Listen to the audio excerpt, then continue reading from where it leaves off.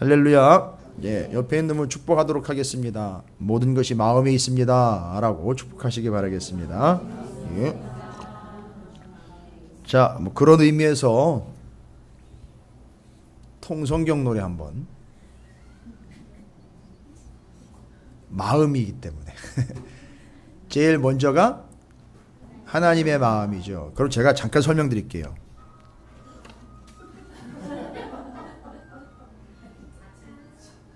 어디서 나는 소리예요? 아, 지방방송이었어요?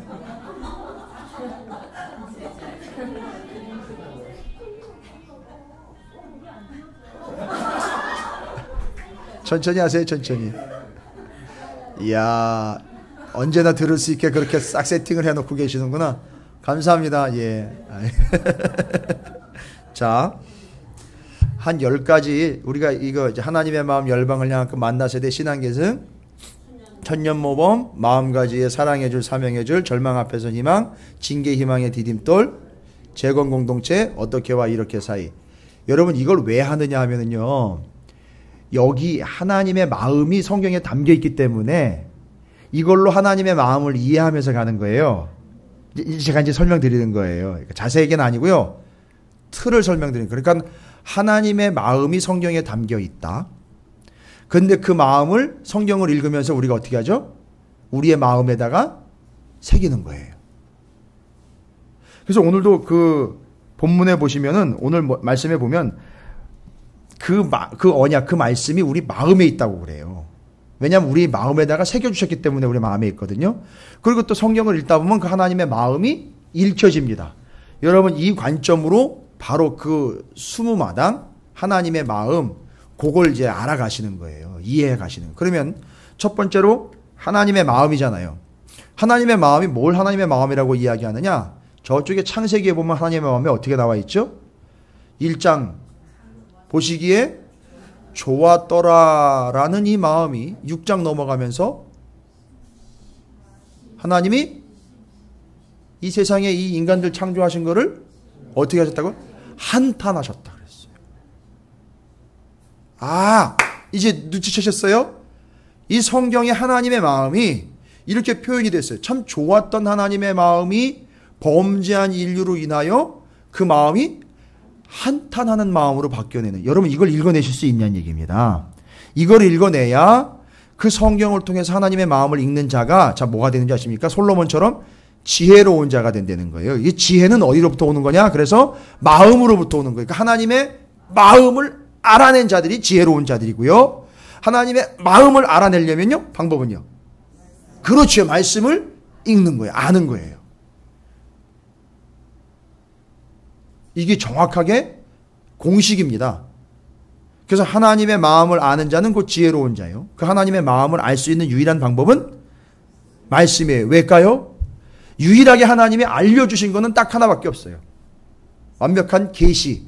여러분 하나님을 어떻게 안다 그랬죠? 이건 신학적인 질문인데 하나님을 어떻게 알 수 있습니까?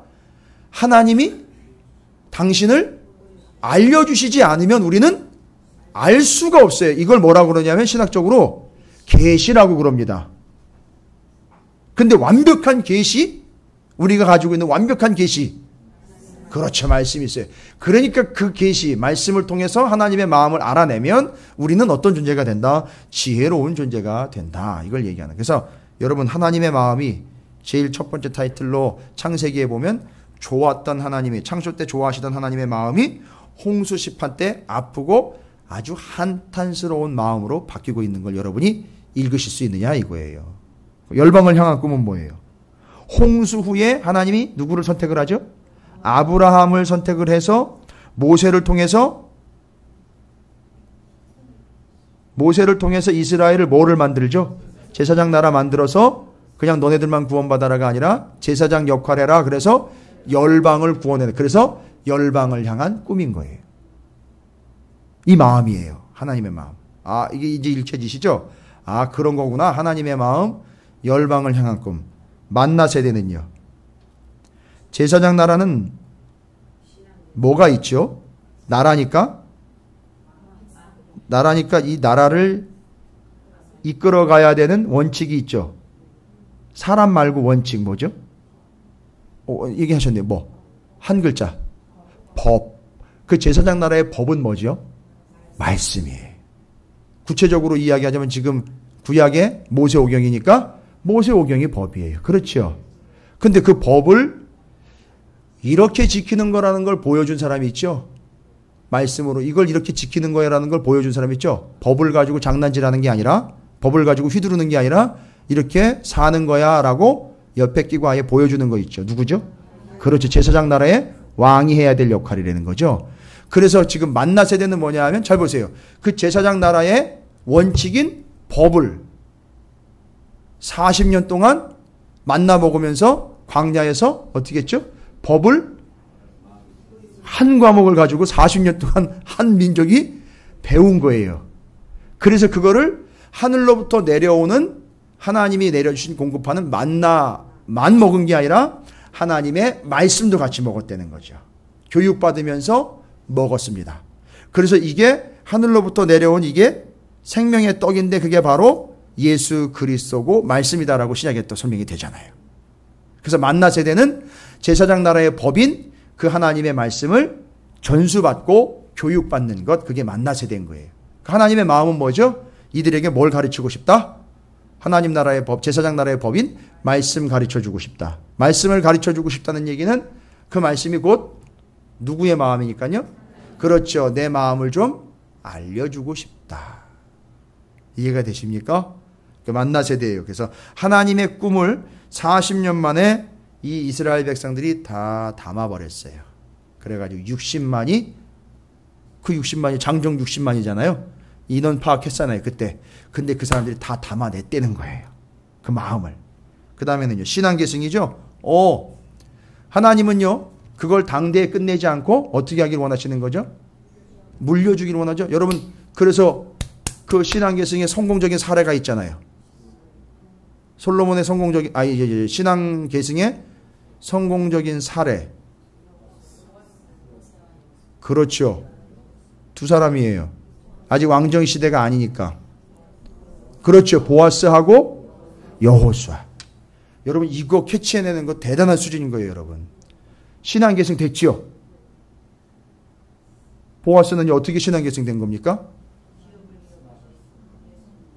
룻하고 만난 게 그냥 단순히 그 신앙계승한 게 아니라 보아스가 뭐 하고 있었다? 말씀을 지키고 있었다. 그 엄마가 누군지 아시죠? 여리고성의 라합이에요. 그래서 거기 사이에서 오벳 2세 다윗이 나온 거잖아요. 그리고 그 후손으로 예수 그리스도가 나오신 거예요. 아니, 그러니까 예수님은 누구의 후손인 거예요? 육신적으로 보면 기생 라합의 후손인데다가 우리아의 아내 밧세바의 후손인 거예요. 이거예요, 여러분. 그 족보 뒤지기 시작하면 지저분해요. 근데 그거는요, 지저분한 데서 오신 게 아니라 지저분한 걸 다 씻어주심. 지저분한 걸 다 덮어주심. 지저분한 걸 다 쓰심. 그걸 통하여 오심. 여러분이 아무리 지저분하고, 여러분이 아무리 연약하고, 여러분이 아무리 사악해도 예수 그리스도의 보혈로 씻음 받고 주의 은혜로 온전하게 영접한 자들 하나님이 쓰신다는 거예요. 그게 은혜라는 거죠. 그래서 그걸로 품고 가는 거예요. 그걸로 담고 가는 겁니다. 그게 신앙계승이에요. 여러분 꼭 잊지 마세요. 신앙계승의 대표적인 두 주자는 사사기를 통해서 이야기했고 여호수아서를 통해서 분명히 얘기를 했어요. 사사시대 때 얼마나 엉망진창입니까? 그죠? 신앙계승 안 된 거잖아요. 환경을 보면은. 각자 뭐 따라갔죠? 그렇죠. 말씀 따라간 게 아니라 자기 소견을 따라갔는데 그 중에서 말씀을 따라간 사람 유일한 사람이 있었어요. 근데 재밌는 거는요. 보아스는 말씀을 진짜 붙잡고 그 말씀 따라갔죠. 근데 보아스와 만난 룻은요. 그렇죠. 말씀을 붙잡고 따라 들어온 거 아닙니까? 기가 막힌 만남이에요. 그래서 말씀과 말씀의 만남인 거예요. 그리고 그 말씀의 결실로 예수가 오신 거예요. 이게 이해가 되십니까? 와. 근데 제가 여기서 좀 재밌는 얘기 하나 해드릴게요. 그 베들레헴에 기근이 들어서 나오미의 가정이 모압으로 갔잖아요. 그죠? 모압으로 갔어요.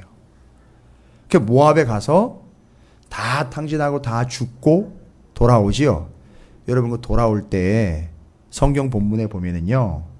돌아올 때 그 사람들이 왜 돌아오는지 아십니까?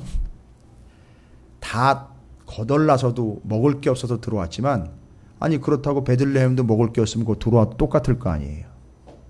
근데요. 베들레헴에 10년 만에 기근이 멈췄다라고 합니다. 10년 만에 기근이 멈췄고 하나님이 도우셔서 10년 만에 기근이 멈췄는데 거기 그 하나님이 그 기근이 멈추고 그들이 하나님의 도움을 받은 걸 뭘로 표현했냐? 하나님 신방 왔다라는 표현을 하고 있어요. 히브리 원어로. 베들레헴에 하나님 신방 오신 거예요. 그러니까 잘 보세요. 룻도 대단하고 보아스도 대단한데 바로 그게 뭔 얘기냐 하면 보아스 같은 경우는 그 엄마 라합과 함께 그 가문이 그냥 말씀만 붙잡고 그냥 주창 참고 온 게 아니라 하나님이 신방 오실 때까지 기다리고 있었던 거예요. 그러다가 하나님이 신방 온 거예요. 그 이 베들레헴에 10년 동안 기다리고 있었던 사람들 있잖아요. 믿음으로 기다리고 있었던 거예요. 그러니까 이 사람들 대단한 사람들인 겁니다. 그 가문이 자꾸 부각이 돼서 룻하고 보아스가 계속 부각이 되니까 대단한 거지만 이 베들레헴에 그 참고 기다리고 있었던 사람들에게 그 참고 기다린 결과로 하나님이 신방을 가신 거예요. 때가 돼가지고 하나님 신방 가가지고 거기에 수확과 열매가 나타나면서 나오미도 들어올 생각을 했던 거예요. 그러니까 그 사람들도 대단한 거예요. 자, 그런 내용들이 바로 룻기 내용으로 사사시대 때를 배경으로 하고 있는 거예요. 그게 교육의 성공 사례예요. 신앙 계승이 된 거예요. 그다음에 여호수아는요 가장 완벽하게 전수가 됐다라고 볼 수 있죠. 지도권과 함께 물려줄 때 지도권과 또 뭐를 같이 물려줬죠? 언약책, 말씀책을 아예 넘겨줬어요.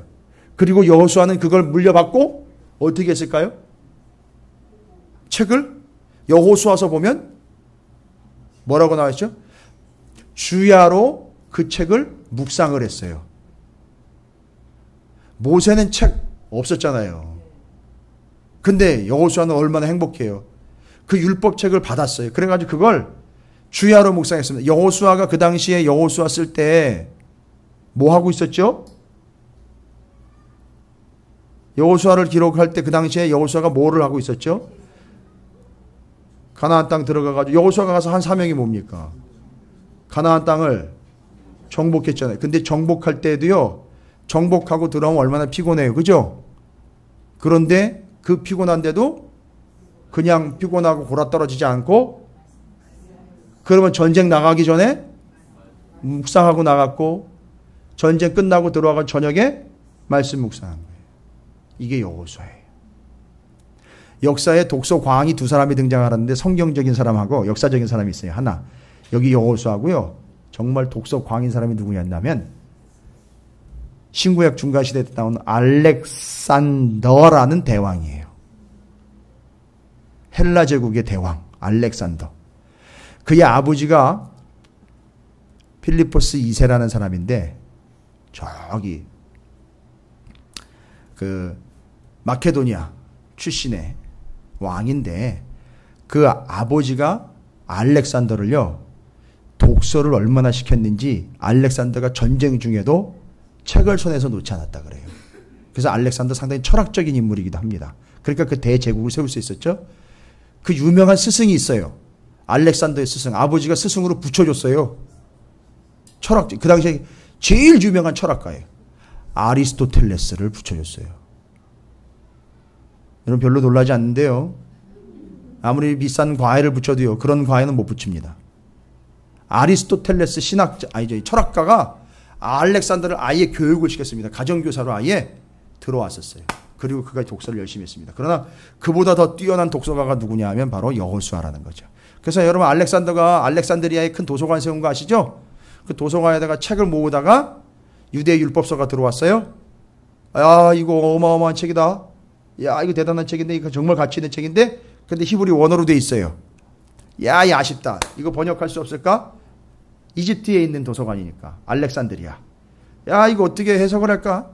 이거 해석해서 보관해야 될 텐데 하다 보니까 알렉산드리아에는 이집트에는 그걸 해석할 만한 사람이 없어요. 그럼 어떻게 해야 될까요? 유대 본토에 있는 율법 학자들과 히브리어에 능한 학자들을 불러와야 되는 거예요. 그래가지고 불러왔어요.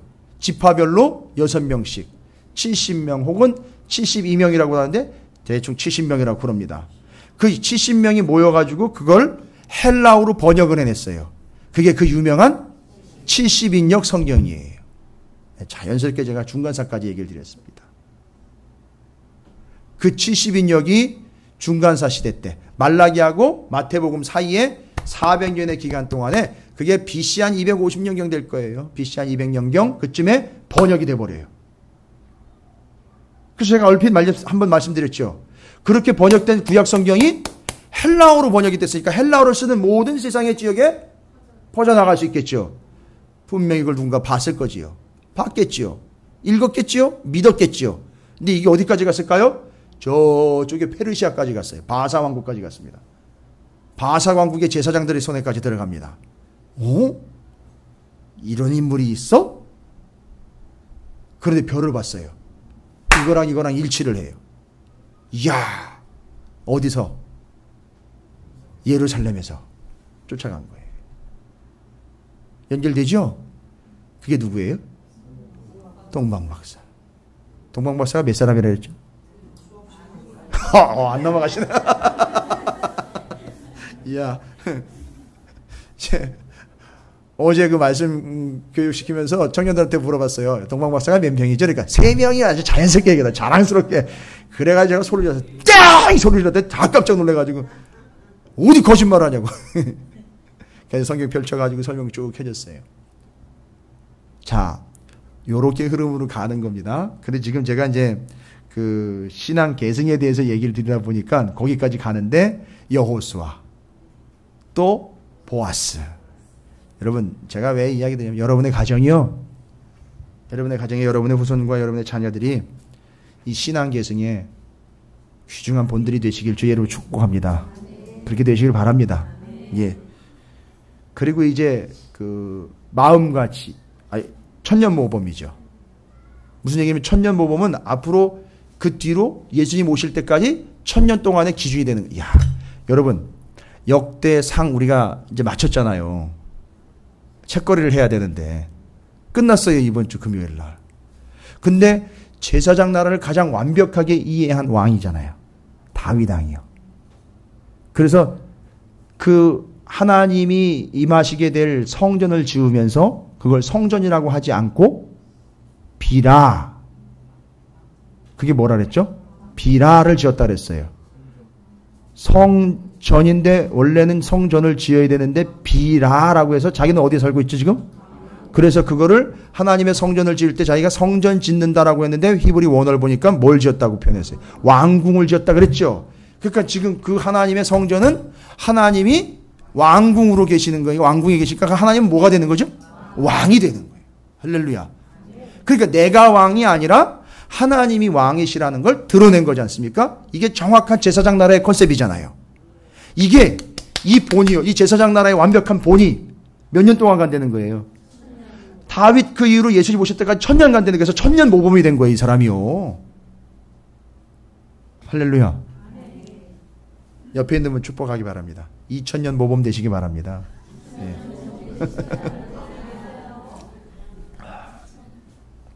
아, 이게 노래를 부를 때 그 제목들이 이런 의미가 있는 거구나. 그러니까 이 1000년 모범이니까 예수님 오실 때까지 모범이 됐으니까 사도행전에 다윗을 보면서 하나님 마음이 어떻게 따르세요? 내 마음에 그렇죠. 여러분 하나님 마음이 이렇게 전해지세요? 다윗을 보면서 정말 내 마음에 쏙 드네. 이 마음이 읽어지셔야 돼요. 그래서 여러분이 바로 하나님 여러분 보셨을 때 아이고 누구누구 장로 누구누구 권사 누구누구 집사 누구누구 성도 우리 찾으시는 게 내 마음에 쏙 드네. 이렇게 되시길 주의 이름으로 축원을 드립니다. 그게 천년 모범이에요. 그리고 마음과 지혜입니다. 마음과 지혜. 이 마음과 지혜가 바로 제가 얘기 드린 거잖아요. 마음으로부터 지혜가 오는 거잖아요. 그죠? 하나님의 마음을 알아야 그 마음으로부터 뭐가 생긴다 그랬죠? 그러니까 솔로몬이 지혜로운 이유는 뭐예요? 누구의 마음을 알았죠? 그런데 여러분 하나님의 마음을 알기 전에 잘 보세요. 솔로몬에겐 누가 있었죠? 참 든든한 후원자 아버지가 있었죠. 솔로몬이 누구의 마음을 알았을까요? 먼저 아빠 다윗의 마음을 아는 거예요. 다윗이 뭐 하고 싶어 하는 거였고? 그런데 그거는 다윗의 몫이 아니라 다윗이 제낀 게 아니에요. 지금 다윗이 밀려난 게 아닙니다. 다윗은 더 큰 사명이 있었잖아요. 뭐를 만들어야 되죠? 제사장 나라를 만들고 그 안에 핵심인 성전은 누가 만들어야 돼요? 그렇죠. 솔로몬이. 그러니까 솔로몬이 그걸 아는 거잖아요. 그 마음을 알았잖아요. 그래서 그 마음을 알았는데 그 마음은 곧 성전을 지으려고 하고 제사장 나라를 건설하려고 하는 마음은 아버지의 마음만이 아니라 누구의 마음이었던 거죠, 원래? 그러니까 아버지 다윗의 마음으로만 그쳤던 것이 아니죠. 원래는 그게 하나님의 마음, 제사장 나라 뭐예요? 열방을 향한 꿈이잖아요. 그게 하나님 마음이었던 거잖아요. 그렇게 오잖아요. 그걸 아는 거예요, 솔로몬이. 그리고 솔로몬 잘 보십시오. 함부로 이야기하면 안 되는 게 솔로몬의 입장에서 솔로몬의 신분을 한번 보자고요. 솔로몬의 신분. 여러 형제들이 있었지만 여러 형제들이 자꾸 걸고 넘어지기 시작하면 또 복잡하지만 아니 그냥 혼자 스스로 누가 그런 것도 아닌데 혼자 스스로 생각해요. 자기의 출생 신분은요. 자꾸 아버지는 괜찮은데 엄마 얘기하면 힘들죠. 상처죠. 그죠? 신분 세탁을 해야 되잖아요. 이거 신분 세탁해야 되잖아요. 그죠? 뭐 위조 신분증을 만들 수 있는 것도 아니고 이 신분 이게 좀 나쁘게 얘기하면 더러운 피 아니에요. 그렇게 되면. 그죠? 누가 죽었죠? 우리 애가 죽었어요. 메모지 한 장 딱 보내가지고 죽여 얘. 근데 그걸 누가 들고 가요? 우리아를 죽이라는 메모지를 누가 들고 가요? 우리아가 들고 가요. 야.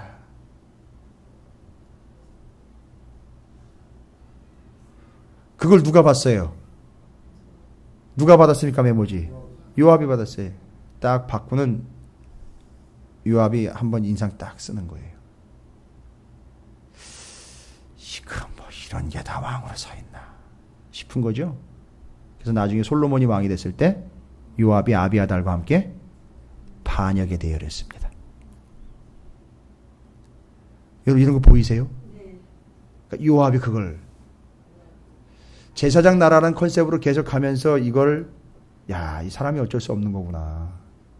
하나님이 아니면 안 되는 거구나. 하나님을 절대 붙잡지 않고 하나님을 벗어나면 이런 일이 생기는 거구나 라는 걸 겸손하게 받아들이면서 나는 하나님 붙잡아야 되겠다 했는데 이거 뭐 왕도 별거 아니구만 뭐 이런 식으로 자꾸 격돌로 나가니까 솔로몬이 올라왔을 때 자 솔로몬 저거 치자.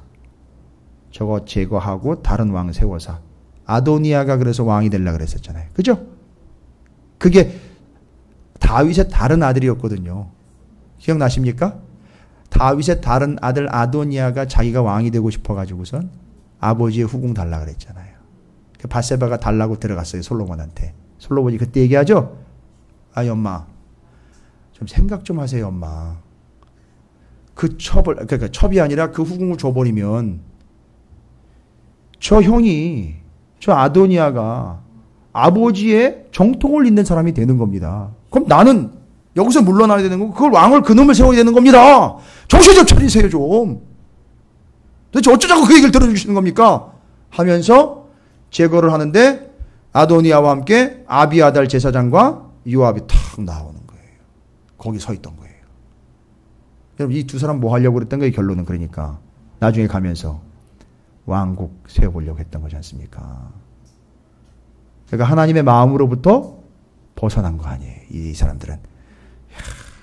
그러니까 그 마음과 지혜라는 것은 곧 마음을 통한 지혜라고 이야기하시면 돼요. 근데 그 마음은 누구의 마음을 읽어야 되느냐? 하나님의 마음이에요. 그래서 하나님의 마음을 알 수 있는 시기가 있어요. 스타트할 수 있는 시기. 하나님의 마음을 알 수 있어서 하나님의 마음인 성경을 읽고 가르칠 수 있는 적절 영역이 있습니다. 시작할 수 있는 나이. 몇 살일까요, 여러분? 예? 몇 살일까요? 부모의 마음을 알 수 있으면 가능해요. 부모의 마음을 알 나이가 되면 하나님 마음을 알 수 있어요. 그래서 성경 가르칠 수 있습니다. 아니 어마마마 주무셨습니까? 아바마마 기침하셨습니까? 이런 거 말고요. 애들이 그렇게 어떻게 합니까?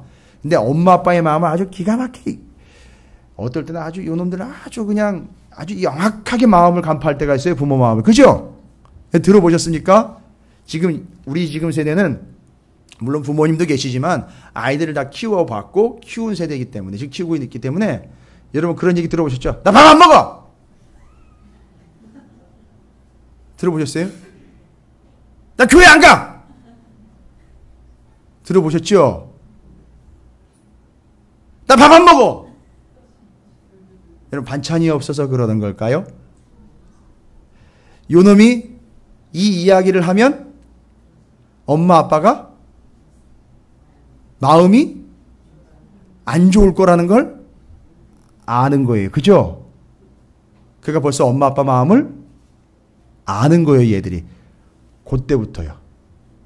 그렇게 부모 마음을 알 때가 되면 하나님 마음을 알 수 있어요. 그때부터 말씀을 가르치는 거예요. 우리가 얘기하는 5살. 가능합니다. 5살. 그리고 언제까지 맞춰야 돼요? 20살까지. 딱 맞춰주고 평생 그거 가지고 적용하며 살 수 있도록 해줘야 돼요. 왜요? 왜 20살입니까? 성경에 나와 있잖아요. 광야시대 때 만나 세대 기억나십니까? 출애굽 1세대, 2세대? 20세. 기준 기억나시죠? 그런 거예요. 그러니까 이 마음이 이렇게 중요한 겁니다. 그러니까 성경을 읽을 때 여러분이 하나님의 마음을 간파를 하는 거예요. 찾아내는 겁니다. 그게 바로 마음과 지혜 솔로몬 얘기예요. 그 다음에 사랑해줄 사명해주는 뭘까요? 그런데 나중에 솔로몬의 마음이 어떻게 됐을까요?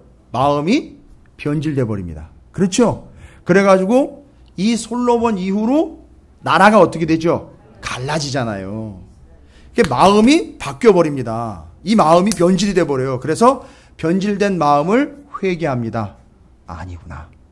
이러면 안 되는데 내가 잠깐 엉뚱한 짓을 했구나. 엉뚱한 생각했구나. 다 내려놓고 이젠 다 인생의 마무리쯤 돼가지고 아이고 내가 그러는 게 아니었는데 그랬구나. 다시 본 마음으로 돌아오죠. 그러면서 적은 게 뭐예요? 전도서. 헛되고 헛되니다. 모든 것이 헛되고 헛되도다. 그것 때문에 한 거예요. 여러분 철학가가 적은 게 아니에요. 그 마음의 변동을 통해서 마지막에 그게 아니라는 걸 깨닫고는 전도서로 딱 정리가 된 거예요. 그것도 은혜죠. 그렇게 마음과 지혜예요. 그리고 갈라지지요. 갈라지면 남녀다 북이스라엘로 갈라집니다. 갈라지는데 북이스라엘은 BC 722년에 망하고 남유다는요 586년에 망합니다. 그럴 때 하나님이 예언자들을 보내요. 내가 너희들을 얼마나 사랑했는데. 누구죠? 예언자로 보면 너희들은 내가 너를 사랑했는데 너희들 음녀같이 나를 버리고 세상 것을 사랑하니 세상과 짝이 되고. 누구예요? 호세야. 사랑한다. 그래서 그 역사가 이어가죠. 그 왕국의 역사가 이렇게 쭉 이어가죠. 왕들로 해서 이어가잖아요. 역사가. 그게 무슨 역사입니까? 하나님 입장에서 보면 그게 사랑의 줄인 거예요. 근데 말을 안 들어요. 그냥 막 자기 길로 막 가는 거예요. 그냥 하나님 마음을 이해하지 못하고 자기네 마음대로 그냥 합니다. 그러면 어떻게 돼요? 결론은 그거는요. 그들은 어떻게 되는 겁니까? 자기 마음대로 갔다간 다 죽는 거잖아요. 그러니까 하나님은 또요. 사랑하니까 어떻게 해야 돼요? 죽게 두지 않고 살려야 되잖아요. 그게 하나님의 사명이라는 거예요. 그래서 사랑해줄 사명이 줄인 거예요. 여러분 이게 지금 하나님의 마음을 제가 딱 10가지만 여러분에게 설명을 먼저 드릴게요. 이게 지금 여러분이 계속 이제 통성경 노래를 이제 불러왔기 때문에 제가 이제 설명을 드리니까 이 개념으로 여러분 이해하시면 이제 또 물어보시면 될 거고요. 절망 앞에선 희망은 뭡니까? 포로로 끌려가죠. 성전이 불타는 막 절망이 옵니다. 그죠? 망하는 걸 보니 눈앞에서 막 망하는 걸 보는데 와. 그런데 하나님의 본심은 뭐라는 거예요? 예레미야 31장 31절 너희와 어떤 언약 맺고 싶다? 새로운 언약을 맺고 싶다. 그러니까 이게 끝이 아니라는 거예요. 예레미야를 통해서 또 뭐라고 얘기했어요? 너희는 갔다가 몇 년 만에 70년 만에 돌아온다는 거예요. 여러분 이게 절망 앞에 섰지만 뭐예요? 70년 뒤엔 돌아온다는 희망을 얘기하는 거 아닙니까? 그게 절망 앞에서 희망이에요, 여러분. 됐습니까? 또 그 다음에는 징계, 희망의 디딤돌이에요. 징계는 뭡니까? 징계받아서 어떻게 됐죠? 바벨론의 포로로 70년 끌어갔죠. 그런데 그게 뭘 다시 회복하는? 제사장 나라를 회복하는 뭐가 됐습니까? 디딤돌이 된 거예요. 이 표현들 기가 막히죠? 여러분 이렇게 역사 지금 흘러가는 거 지금 보이세요? 하나님의 마음 열방을 향하여 만나 세대 신앙계생 천년모범 마음가지에 사랑해줄 사명해줄 절망 앞에서 희망 징계 희망의 디딤돌. 재건 공동체는요. 보시면 아시잖아요. 가서 돌아와서 다시 그 성전을 회복해내는 것. 재건을 어떤 공동체를 재건하느냐 하면 바로 제사장 나라의 거룩한 공동체를 다시 재건해내는 이게 하나님의 마음이에요. 근데 거기에 바로 이제 돌아와가지고 온 백성들 부녀와 어린아이들까지 거기서 기뻐하며 감사하며 찬양하며 축제가 벌어지는 것. 그걸 보시는 하나님의 마음이 참으로 흡족하게 여겨지는 것. 그게 재건 공동체예요. 그리고 신구약 중간사를 이제 마태복음 나오기 전까지 어떻게와 이렇게 사이. 어떻게는요. 말라기 1장 2절 하나님이 우리를 사랑한다고 얘기했잖아요. 근데 이스라엘은 뭐라고 얘기했어요? 뭘 얼마나 언제 어떻게 사랑하시느냐고. 그거는 그냥 궁금해서 물어본 게 아니라 말라기쯤 되니까 이 사람들이 다시 돌아와가지고선 옛날에 고생한 것 때문에 더 잘 신앙생활 할 줄 알았는데 어떻게 됐죠? 매너리즘에 빠지고 다시 주춤해집니다. 이때 하나님이 말라기 선지자를 통해서 야 이게 왜 그래 정신 차려야지 다시 한번 기분 내자고 같이 가자고 막 이랬는데 그 사랑한다고 그랬는데 거기다 대고 이스라엘 백성들 뭐라고 얘기를 해요? 아주 하나님한테 그냥 퉁명스럽게 싸붙이는 거예요. 뭐 하나님 사랑하긴 뭘 사랑 뭐 얼마나 사랑하시냐고 짜증을 막 내는 거예요. 어떻게 사랑하시는 게 도대체 얼마나 사랑하시느냐고. 근데 그 대답이요 몇 년 뒤에 와요? 400년 뒤에. 뭘로요? 예수 그리스도 요한복음 3장 16절로 대답이 왔어요. 말라기 1장 2절의 질문이 요한복음 3장 16절로 답이 왔어요. 400년 기간 동안에 지나서. 아시잖아요. 뭘 얼마나 사랑하십니까? 하는데 대답을 해주셨어요. 하나님이. 여러분 대답해 주세요. 하나님이 세상을 이처럼 사랑하사 독생자를 주셨으니 이는 그를 믿는 자마다 멸망하지 않고 영생을 얻게 하려 하심이라. 할렐루야. 그 대답 나올 때까지 몇 년이에요? 400년이 기다리고 400년이 지난 거예요. 그게 중간사인데 그걸 그렇게 표현했어요. 어떻게와 이렇게 사이. 제가 봐도 이건 정말 기가 막힌 표현이에요. 자, 이게 이제 11번째까지입니다. 나머지 이제 9개는 신약에 관련된 내용인데 나중에 설명드리겠습니다. 시간이 좀 지났지만 요걸 한번 하셨으니까 그러면 한번 통성경 노래 하나님의 마음에 집중하면서 불러보도록 하겠습니다.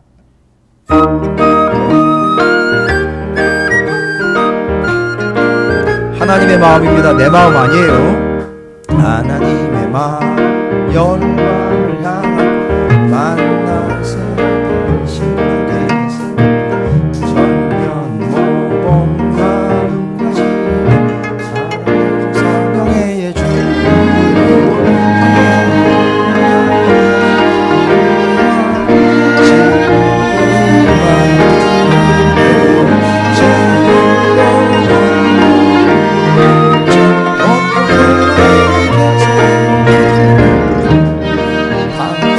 한명을 사랑 용서를 향한 여정 영광과 평화로의 초 열리는 경계를 넘어서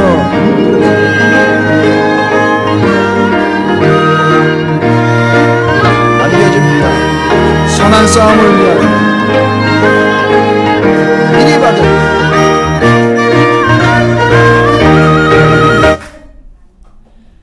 할렐루야. 그래서 11번까지 11개의 하나님의 마음을 순서대로 저희가 살펴봤어요. 자, 왜 제가 오늘 이렇게 마음이라는 주제로 계속 하나님의 마음에 포인트를 맞춰서 여러분과 함께 중간사까지 하나님 마음을 기준으로 해서 살펴봤느냐 하면 여러분 30장 보세요. 오늘 신명기 30장에 보면 여러분 성경을 좀 읽으시면서 제가 미리 좀 부탁을 드렸으면 좋았을 텐데 거기 마음이라고 나와 있는 표현들 한번 찾아볼까요? 마음이라고 나와 있는 단어? 마음이요. 어디 나와 있죠? 여러분 한번 찾아보겠습니다. 그죠? 30장 1절에 나와 있죠? 마음에서 기억이 나거든. 그 다음엔요? 그러네. 2절에 마음을 다하고 뜻을 다하여. 예. 그 다음에요? 3절에도 나오네요. 그죠? 3절 마음을 돌이키고. 돌이키시고 또 어디 나올까요? 6절에 나옵니까? 그렇죠. 내 마음과 내 자손의 마음이 엄청 많이 나오네요. 여기는. 그 다음에는요. 9절부터 10절까지로 표현되어 있죠. 거기 율법책에 기록된 그의 명령과 규례를 지키고 내 마음을 다하며 뜻을 다하여 또 나와 있죠. 그 다음에 또 어디 나와 있습니까? 그러네요. 또 14절에 나와 있습니다. 자, 또 그 다음에 어디 나와 있죠? 17절에 나와 있네요. 그렇죠. 그 다음에는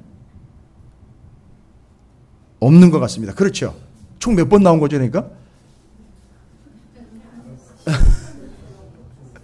그냥 이렇게 그냥 확인만 하시고 넘어가셨어요? 저 이렇게 표시 안 해놓으셨어요? 9번이요? 7번이요? 7번 맞나요?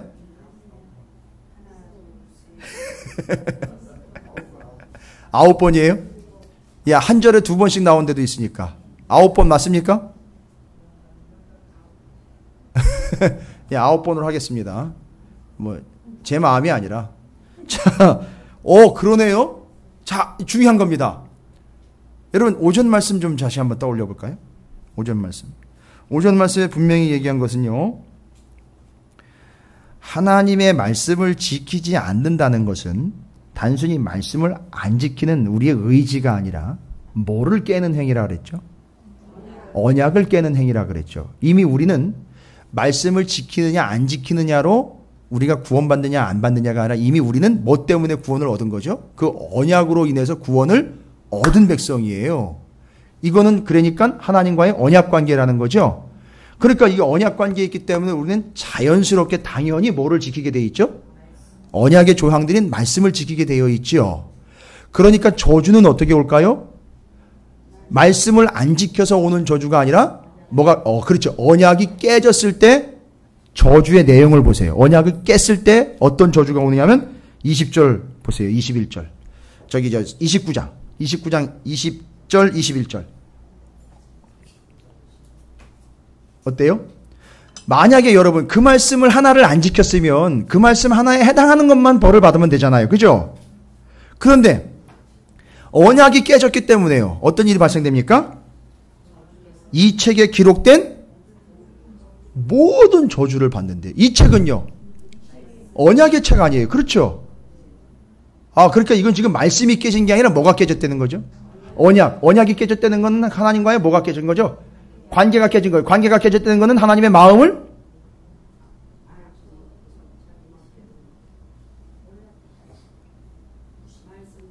자, 그럼 가능한 경우를 다 해보죠. 그렇게 언약이 깨졌다는 이야기는 그 하나님의 마음을 첫 번째 어떤 경우가 또 깨질 수 있을까요? 마음을 그렇죠. 다 맞습니다. 지금 아주 다 나오는데 첫 번째 아주 기본적으로 전혀 모를 때 있어요. 그래 더 나쁜 건 뭐죠? 알면서도 그래서 성경에는요. 죄를 나쁜 거를 범하는 것보다 알고도 행하지 않는 게 더 나쁜 죄라 그랬어요. 그건 다 뭐와 관계되냐면 하나님과의 언약 관계 때문에 그런 얘기를 하는 거예요, 지금. 그러니까 지금 하나님의 말씀을 지키느냐 안 지키느냐 이런 단순한 표현을 넘어서 하나님과의 언약 관계가 끊어졌기 때문에 그래서 그 언약 관계가 끊어지면 그 언약책에 기록된 모든 저주가 오게 돼 있다는 거예요. 그러니까 말씀을 지키고 안 지키고 그러니까 말씀을 만약에 못 지켰어요. 지켜야 되잖아요. 그죠? 말씀을 만약에 못 지켰습니다. 그럼 여러분 뭐 하시면 돼요? 그렇죠. 회개해야 되는 거예요. 그게 그거예요. 근데 언약을 끊어버리면은요. 이건 죄송합니다만 저도 뭐라고 말씀 못 드릴 것 같아요. 이해가 되십니까? 이걸 얘기하는 그래서 절대 언약만큼은 끊으면 안 되는 거예요.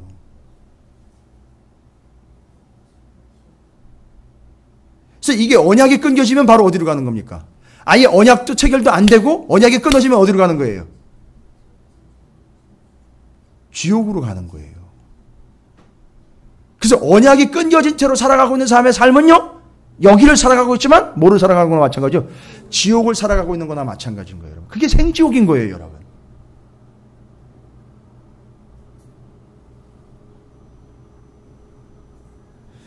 그래서 39장에 보면은 말씀을 안 지키고 이런 얘기를 하지 않고 언약을 버리고 이런 표현을 써요. 지금 25절에도 29장 25절에도 세우신 언약을 버리고라고 자꾸 나와요.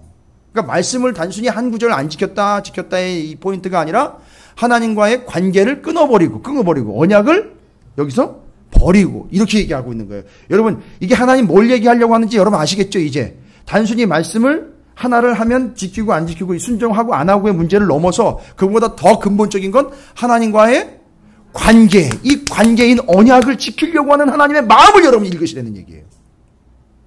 그래서 30장에 가면 마음 얘기가 자꾸 나와요. 근데 하나님의 본심은 뭡니까? 잘 보세요. 14절과 12, 13, 14절, 29장 12, 13, 14절에는요. 하나님 마음이 뭔지 아십니까? 너 나랑 언약 관계지. 그러니까 너는 내가 갑이고 네가 을이야. 너는 내가 시키는 대로 하고 이 계약서에 나와 있는 너는 죽도록 나한테 충성만 해야 돼. 알았어? 하시지 않고.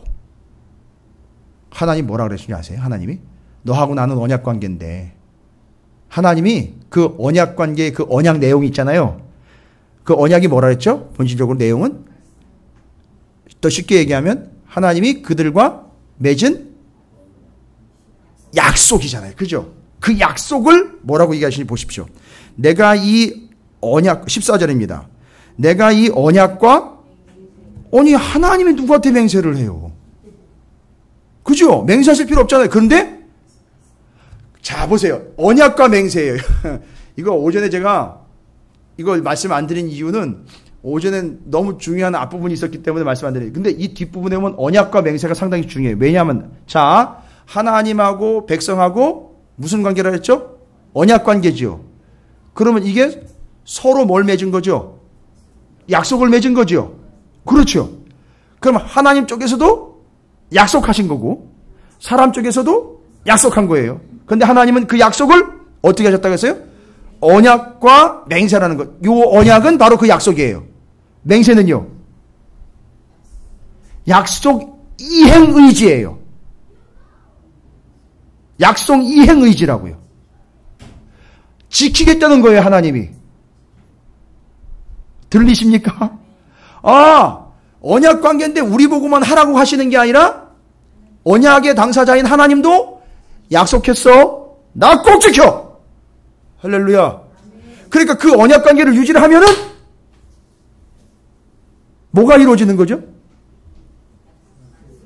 약속한 것이 이루어지는데 누구 때문에 이루어지는 거예요? 여러분 이거 중요한 겁니다. 내가 뭘 어떻게 해서 이루어진 게 아니더라는 거예요. 이 언약 관계만 유지를 하면 하나님은 약속하신 걸 하나님이 뭐 하겠다고요? 이행하겠다고 약속하죠. 그러니까 지금 여러분이 말씀을 만약에 순종을 해서 이루어졌는데 이렇게 얘기하면 안 되는 거예요. 이제는 내가 그렇게 했더니만 내가 이렇게 했더니만 이렇게 되었어. 이게 아니에요. 나는 그냥 하나님과 관계가 떨어지지 않도록 그냥 악착같이 붙잡았는데 그러니까 말씀을 지키는 게 뭐예요? 그것 얻어내려고 내가 그거 결과를 내가 얻어보려고 결과 효과를 내가 누리려고 아주 사악하게 계산 속에 의해서 그걸 해버린 게 아니라 나는 뭐 한 거예요? 말씀을 지킴으로 하나님과의 뭐를 유지한 거죠? 그렇지. 언약을 유지했는데 하나님은 언약을 유지함과 동시에 그 약속을 이행하고자 하는 의지가 있기 때문에 하나님이 그걸 이해해 주신 거예요. 그래서 그걸 우리가 누리게 된 거예요. 그러니까 전적으로 하나님의 그렇죠. 내가 뭘 어떻게 해서 받은 게 아닌 거예요. 여러분 이거 상당히 신학적이고 학문적인 거예요. 성경을 이렇게 깊이 보는 거예요. 저거 이 말씀은요. 이 언약과 맹세라는 이거 가지고요. 다른 교회 가서는 절대 이렇게 설교 못해요. 해도 못 알아듣고요. 알 수가 없어요. 지금 앞에 있는 부분들을 쭉 다 하고 하나님 마음 지금 노래 불러가면서 11가지 마당을 다 이해하지 않고는 이거 도대체 이해가 안 되는 부분이에요. 여러분 좀 혹시 어려우실 수도 있는데 바로 이제 여러분들을 위해서 녹화를 해놓고 있기 때문에 꼭 다시 한번 들어보세요. 그리고 그걸 한번 옮겨보시란 말입니다. 여러분 기가 막힌 겁니다. 이게 성경의 전체적인 틀이에요. 이게 하나님 마음입니다. 하나님의 마음은요. 나는 너랑 뭐 하고 싶다? 약속하고 싶다. 근데 내 마음은 그 약속을 그렇죠. 난 끝까지 지키고 싶어. 그러니까 그거는 쌍방의 관계이기 때문에 우리도 지켜야 되겠죠. 근데 알고 봤더니 말씀을 지키는 게 말하자면 뭘 어떻게 얻어내려고 지킨 게 아니라 우리 쪽에서는 말씀을 지키는 게 그렇죠. 언약으로서 하나님과의 관계를 유지한 거지요. 그런데 그 결과로 하나님은 그 약속을 이행해 주셨어요. 그 이행한 결과를 누가 누려요 지금? 그걸 복이라고 그랬던 거예요. 근데 사람들은요. 뭐를 복이라고 그래요 자꾸? 내가 기도를 많이 했더니만 기도의 응답으로 이런 게 왔어. 그걸 복이라고 자꾸 이야기한다는 거죠. 그러니까 근본적인 복은 뭘까요? 근본적인 복은 뭐가 어떻게 이루어진 거나 말씀이 이루어지고 안 이루어지고를 먼저 넘어서 근본적으로 넘어가면 하나님과의 관계가 그렇죠. 기억나십니까 여러분? 바락과 복인데 그 뜻이 뭔지 아세요?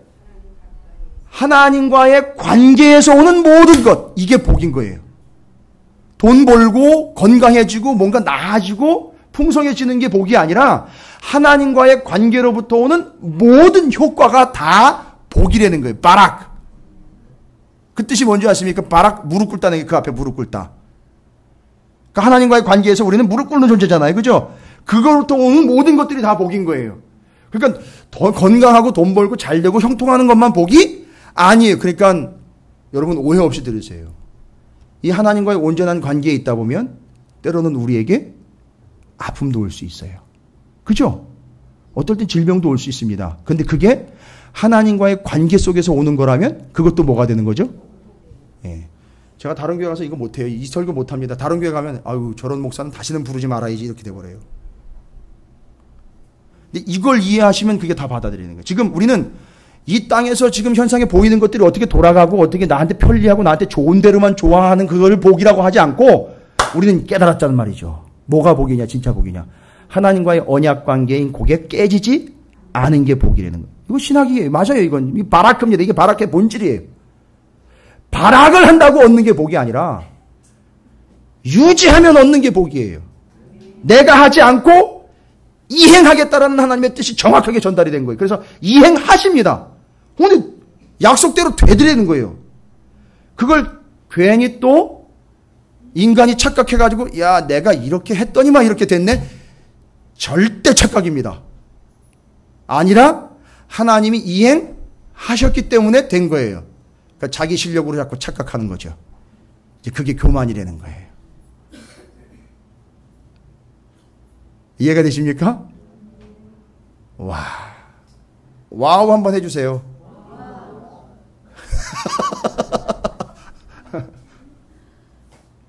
여러분 이거는 잊지 않으시도록 두세 번 반복하셔야 돼요. 잘 담아 놓으셔야 됩니다. 제가 여러분을 괜히 교만하게 목이 곧게 만들어 드리는 게 아니라 여러분의 믿음의 수준을 지금 업그레이드 시켜 드리는 거예요. 왜일까요? 이 오후 시간에 졸리는데 이 늦은 시간까지 말씀이나 짧습니까? 깊이나 얕습니까? 참 여러분이 늦은 시간에 이렇게 말씀을 붙잡고 씨름하고 있는 모습이 너무너무 제가 사랑스럽고 안타깝지는 않아요 솔직히. 그렇지 않으면 어떻게 이걸 감당을 합니까? 너무너무 사랑스럽습니다 정말. 제가 요즘에 그래서 그걸 준비하면서 그 긴 시간들 깊이 있는 말씀들을 붙잡고 왔다 보니까 이제야 말을 할 수 있는 내용들이 나오는 거예요. 이제야. 죄송하면 옛날에는 겉핥기예요. 얕아요. 그래서 예수님이 뭐라 그랬어요? 배를 띄우고 어디로 가라? 깊은 데로 가라. 깊은 데로 가라. 여러분 이제 우리가 출항을 했으니 이제 좀 깊은 곳으로 좀 가자고요. 가서 더 깊은 곳에 그물질 하시면서 좀 끌어올리시기 바랍니다. 요게 지금 바로 그거예요. 끌어올리. 그래서 정확하게 기억하셔야 됩니다. 언약과 맹세를 하나님이 표현하셨어요. 아예 당신이 얘기하셨어요. 언약, 약속, 맹세는 나 지킬 거야. 그러니까 바로 그게 세상이 반쪽 나고 두 쪽 나고 12쪽이 나도 세상은 어떻게 되게 돼 있어요? 하나님이 의지대로 되게 돼 있어요. 그러니까 우리는 어떻게 해야 돼요? 하나님과의 관계를 유지해야 되는 거예요. 근데 그 관계를 유지하는 방법은 다른 게 없죠? 말씀을 붙잡고 그 말씀대로 살아가는 거예요. 근데 우리는 지금까지는 어떻게 배웠느냐 하면, 지금까지를 탓하거나 틀렸다고 얘기하는 게 아니라 우리가 오해할 수 있도록 받아들인 건 말씀대로 이렇게 하면 그거에 대한 보상으로 뭐가 온다라고 자꾸 얘기를 했단 말이죠.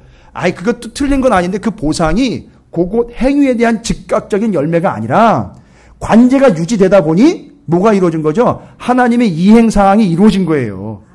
근데 그걸 내가 뭐 해서 이루어졌다라고 얘기하면 안 되고 하나님이 전적으로 하나님이 이루셨기 때문에 내가 누리고 있는 거예요.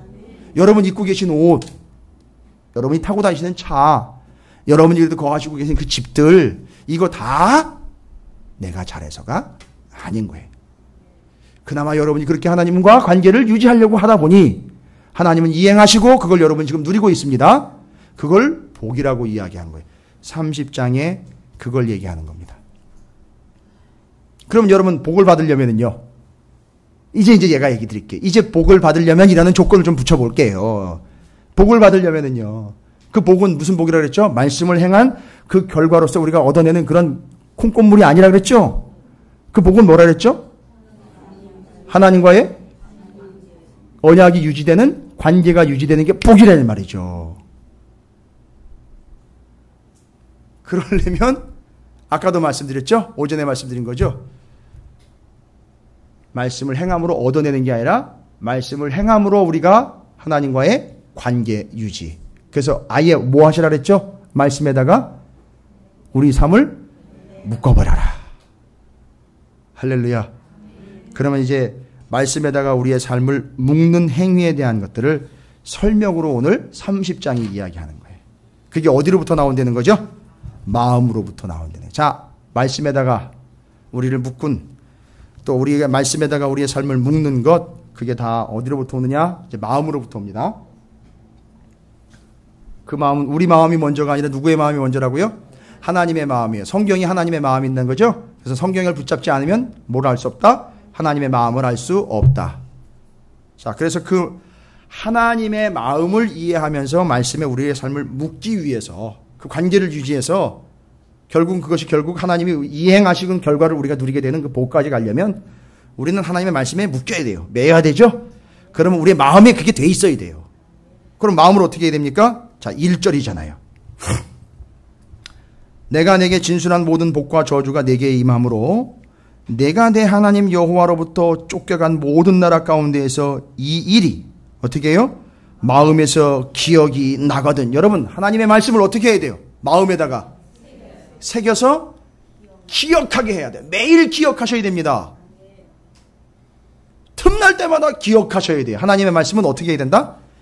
기억해야 된다. 기억. 그게 뭐 하는 거예요? 말씀에다가 우리를? 그렇죠. 매는 거예요.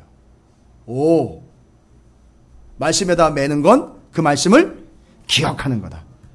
꼭 기억하시기 바랍니다. 영어로는 remember.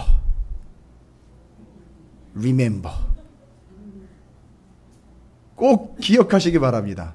여러분 오늘 말씀 어떻게 삶의 자리로 돌아가셔서 잘 기억하실 수 있겠어요?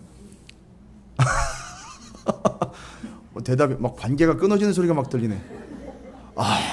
이러면서 막 관계가 막 끊어지는 소리가 들리네. 기억하시기 바랍니다. 잘 기억이 안 난다. 그러면 어떻게 하면 돼요? 우리는 좀 한번 들으시면 돼요. 들으시면 됩니다. 들으시면 돼요. 저기 한 집사님 몇 개 나라에서 지금 듣고 있다 그랬죠? 이 여섯 개밖에 안 됩니까? 이게 데이터예요, 저거 데이터. 세상에 여러 나라가 많지만 데이터상으로 한 6개국에서 들락날락 하고 있대요. 우리 홈페이지에. 그리고 많은 목사님들이 또 듣고 계셔요. 그래서 제가 함부로 얘기할 수가 없어요. 신학적인 거나 신앙적인 거를 함부로 이야기를 드릴 수 없어요. 그래서 검증되고 정확하게 준비된 걸로 얘기를 하지 않으면 저도 공격받아요. 목사님께 뭔 얘기냐고 당장. 근데 아직까지 공격 한 번도 안 당했어요. 오히려 목사님 도움 많이 받고 있습니다. 이런 얘기를 좀 들어서 제가 감사하고 있죠. 그래서 더 열심히 준비하는 거 있기는 해요. 자, 그래서 오늘 같은 말씀은 더군다나 더 중요한 29장의 뒷부분에 언약과 맹세라는 부분, 그것으로부터 우리가 어떤 복을 누리고 있는지, 복이라는 건 뭔지, 바라크의 진정한 의미, 그 관계의 유지죠. 그러다 보니까 이상하게 막 이루어지고 막 되는 것 같고 막 넘어가는 것 같고 풍성하게 그건 뭐라는 거죠?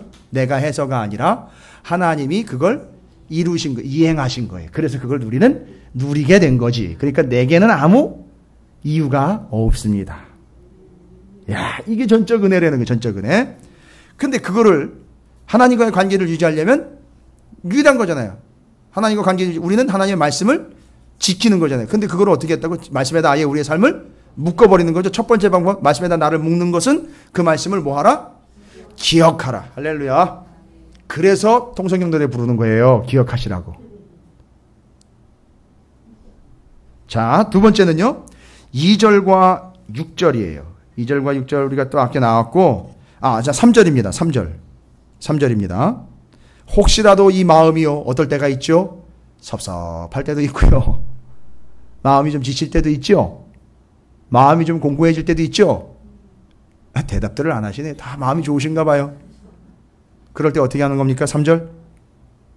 내 하나님 여호와께서 마음을 돌이키시고 너를 긍휼히 여기사 포로에서 돌아오게 하시되, 자, 누구의 마음을 떠올리면 될까요? 하나님도 마음을 어떻게 하셨다? 돌이키셨다는 거예요. 와, 하나님도 마음을 아니, 생각해 보세요. 하나님 뭐가 아쉬워서 마음을 돌이키십니까? 근데 하나님도 마음을 돌이키셨다는. 그러니까 우리도요.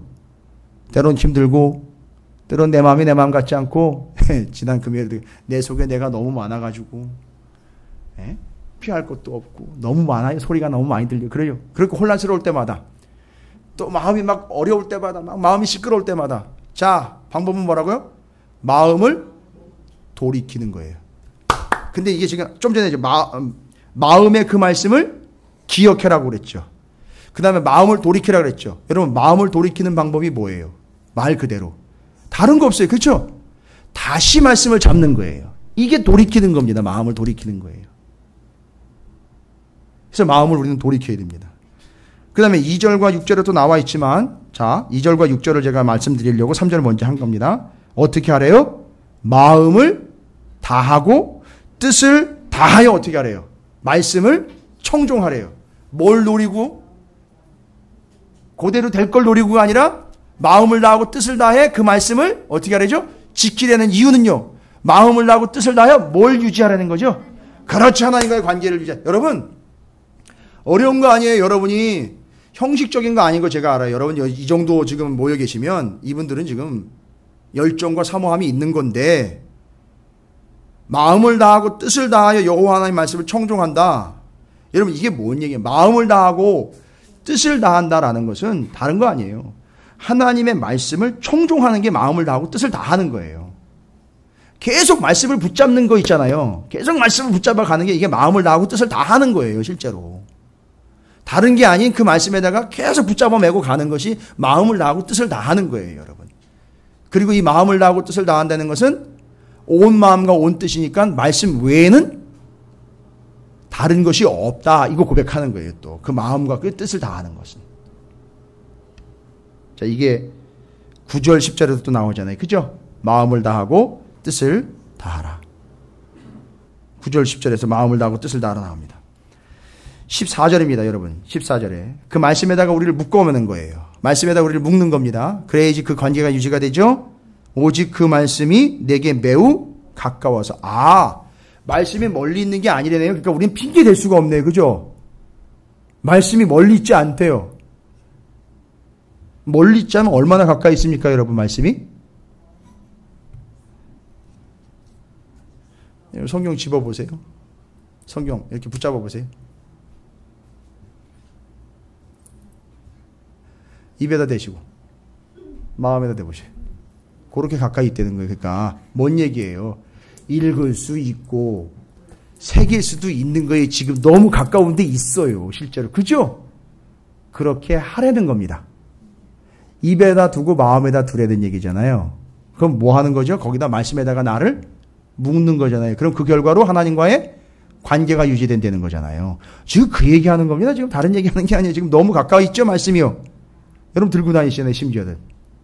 그럼 맨날 이렇게 들고 다니니까 이 모습은 누구의 모습이라고요? 그렇죠. 이게 왕의 모습이라고요, 여러분. 근데 이렇게 가면서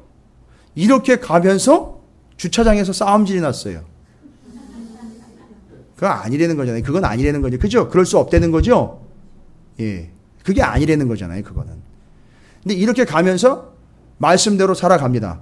그러면 사람들이 뭐라고 그런다고요?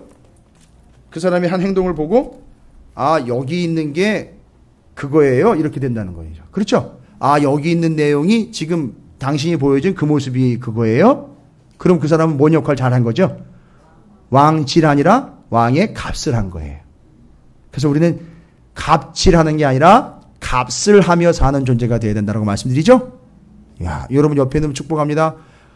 당신은 값어치 있는 존재입니다. 값을 하며 삽시다. 라고 축복하시기 바랍니다.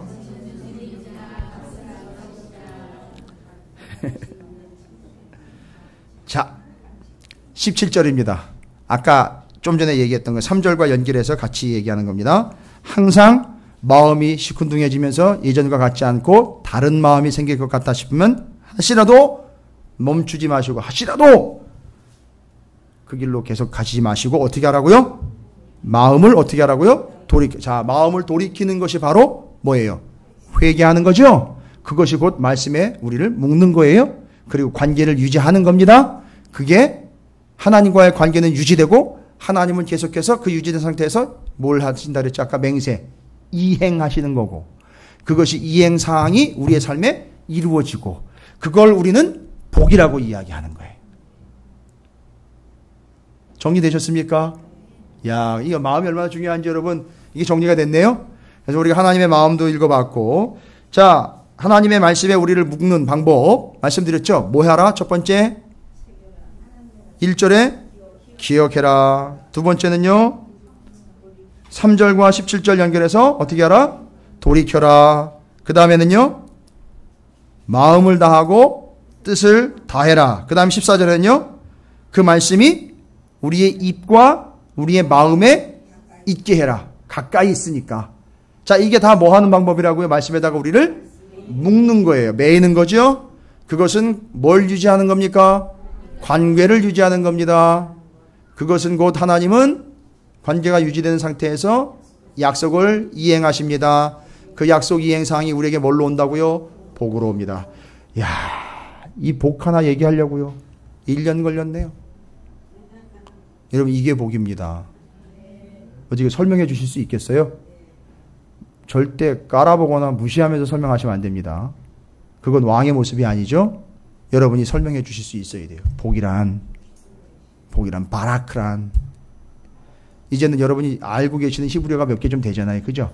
바라크 진짜 복이란 이러면서 설명을 좀 해주시고 옮겨주시면 여기 29장과 30장의 말씀을 통해서 정말 우리 모두가 다 복된 존재가 될 줄로 믿습니다.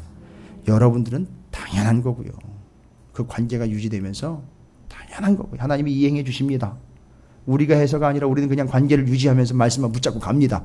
근데 하나님은 맹세를 지키셔 이행하십니다. 그게 우리의 삶의 복으로 나타납니다. 할렐루야. 그래서 제가 여러분이 좀 또 그 얘기입니까 하실 얘기지만 그래서 말씀 붙잡고 가는 거예요. 그게 관계를 유지하는 거기 때문에. 여러분이 여러분 사이에도 관계를 유지하는 좋은 방법 뭔지 아시죠? 수박 몇 쪽 나눠보면 그냥 그 순간에 시원하고 말아요. 근데 뭘 나눠 가지면? 말씀을 마음으로 나눠 가지면 그 관계가 유지가 돼요. 정확해요, 여러분. 정말 정확한 거예요. 만나가지고 이런저런 얘기, 남의 얘기하고 이상한 얘기하고 나쁜 얘기하고 이런 개념이 아니라 만나가지고요. 뭔 얘기하면은요? 말씀 얘기하게 되면, 말씀 나누면 그 관계는 정말 끈끈하고 오래가는 관계가 됩니다. 천국까지 가는 관계가 돼요. 같이 갑니다. 할렐루야. 감사합니다. 여러분이 그런 존재가 되시기를 주님의 이름으로 축원을 드립니다. 자, 오늘 말씀 좀 기억하시면서 함께 기도했으면 좋겠어요. 하나님, 결단하시는데 이렇게 결단하십시오. 하나님과의 관계를 하나님과의 언약 관계로서 제가 지키겠습니다. 이 관계가 끊어지지 않도록 지키겠습니다. 뭐를 통해서죠? 하나님의 말씀을 지켜서 그 말씀에 나를 묶어 매므로 그 관계 지키겠습니다. 하나님 대신 감사를 드리십시오. 하나님도 역시 우리와 약속하시고 그걸 이행하시겠다라고 하나님의 그 마음을 좀 읽으세요. 하나님은 지금 그걸 이행하시고 싶어가지고 안달이 나셨어요.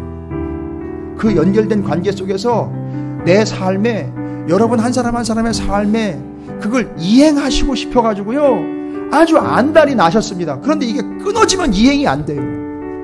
마치 전선이 끊어지면 전기가 안 통하는 것처럼 그 관계가 끊어지면 그게 이행이 안 돼요. 될 수가 없어요. 관계가 끊어지면 오히려 저주가 오는 거예요. 하나님은 여러분에게 그 복을 주시기를 안다히 나셨습니다. 여러분 이제 결단하십시오. 그리고 감사하십시오. 하나님 말씀에 나를 묶어 매겠습니다. 그리고 그 말씀을 지켜서 하나님과의 관계를, 그 언약의 관계를 꼭 죽는 날까지, 아니 죽는 순간이 오더라도 나는 하나님과의 관계를 지켜내겠습니다. 결단하시기 바랍니다. 그런 여러분에게 약속된 복이 그대로 하나님의 이행으로 나타나게 될 줄로 믿습니다.